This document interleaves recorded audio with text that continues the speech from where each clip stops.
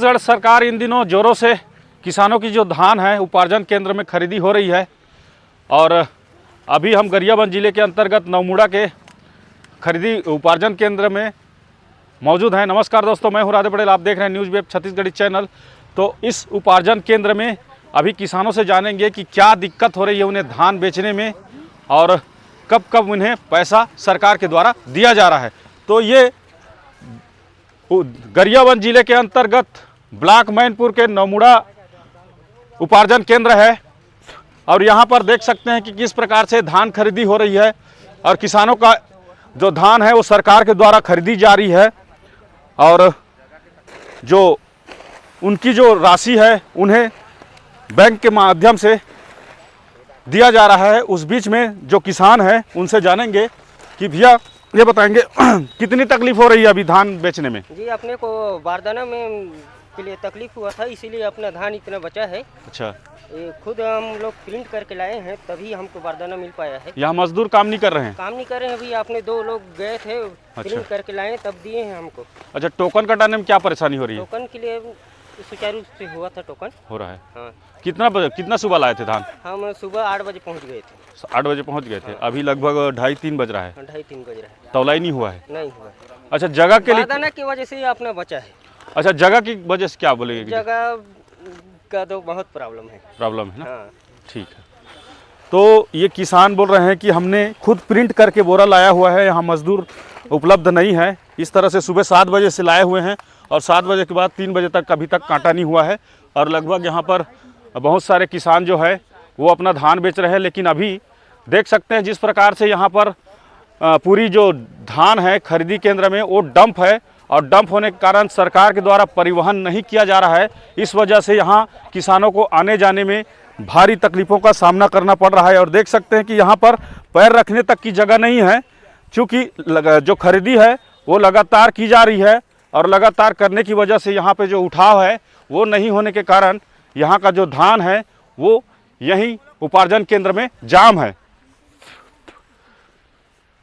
तो क्या तकलीफ हो रही दादा आपको धान बेचने में? कुछ तकलीफ है? नहीं, कोई तकलीफ नहीं है। जगह का तकलीफ या फिर समय का या मजदूर का? अब समय से हो रहा है तो अभी इतना जल्दी हो गया वो अच्छा है, बाकी जगह थोड़ा कम है। हाँ, जगह इसकी कम वजह है। से तकलीफ तो नहीं हुआ?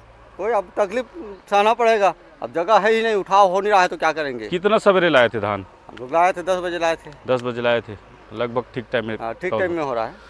तो ये देखिए कि यहाँ पर हर कोने में धान डंप है, लेकिन सरकार के द्वारा परिवहन नहीं करने की वजह से यहाँ पर जगह का जो दिक्कत है वो किसानों को झेलनी पड़ रही है।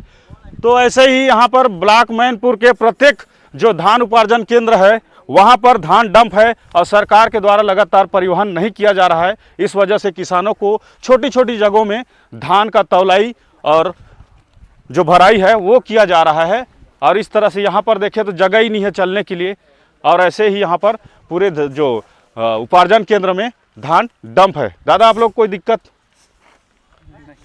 नहीं है ना? कोई समस्या नहीं है ना? चलो ठीक।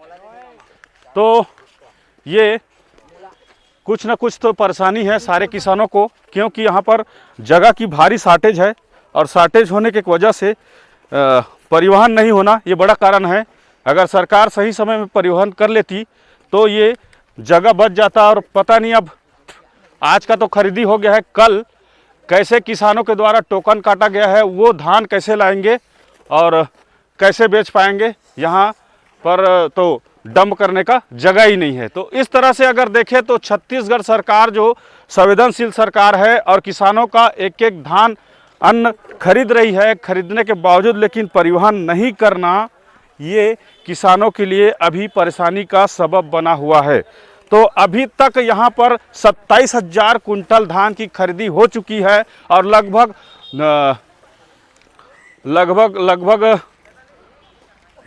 35 से 27 दिनों का वक्त हो चुका है। 27 दिनों में 27,000 कुंटल जो धान है वो खरीद लिया गया है और इसके बावजूद अभी लगभग